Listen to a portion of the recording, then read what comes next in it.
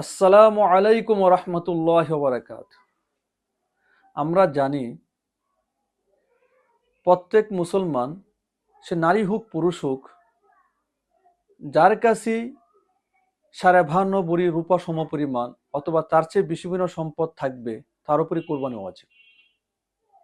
এই হিসাবে অনেক ছেলে মেয়ে যারা প্রবাসে থাকেন অথবা চাকরি করেন, তাদের উপর কোরবানি ওয়াজিব হয়ে গেছে।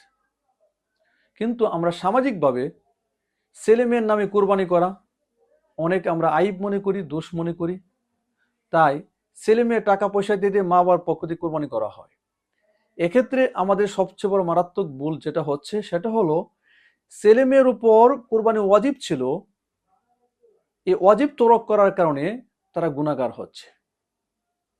তাই আমরা সচেতন অভিভাবক হিসেবে আমাদের উচিত আমাদের ছেলে মেয়েকে ওয়াজিব তরক করে গুনাহ থেকে বাঁচিয়ে আমরা বিকল্প পন্থা অবলম্বন করতে পারি। সেটা হলো এই, যেহেতু ছেলে মেয়ের উপর কোরবানি ওয়াজিব, তাই ছেলে মেয়ের পক্ষ থেকে ওয়াজিব আদায় করা হবে, আর এর সবটুকু ছেলে মেয়ে মা বাবার নামে হাদিয়া দিয়ে দিবে। তাহলে মা বাবা সওয়াব পাবে আর ছেলে মেয়ে পক্ষ থেকে কোরবানিটা আদায় হয়ে যাবে।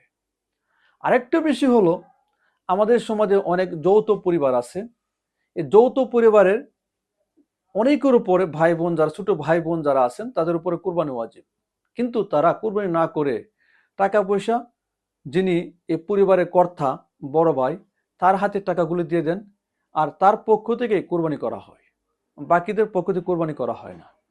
এক্ষেত্রে একটা সমস্যা হলো যে তারা টাকা পয়সা দিয়েছেন, কিন্তু পরিবারের কর্তা সে বড় ভাইয়ের পক্ষ থেকে কোরবানি করা হয়, আর ছোট ভাই যারা কোরবানি ওয়াজিব তাদের পক্ষ থেকে কোরবানি করা হয় না।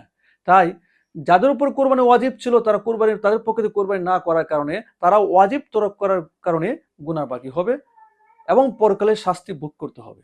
তাই আসুন আমরা সবাই সচেতন হই, যার উপরে কোরবানি ওয়াজিব তারা আমরা প্রত্যেকে নিজের পক্ষ থেকে কোরবানি আদায় করি এবং অন্যদেরকে যাদের উপর ওয়াজিব তাদেরকে আমরা কোরবানি আদায় করার সুযোগ করে দিই। আমা তাওফিকি ইল্লা বিল্লাহ।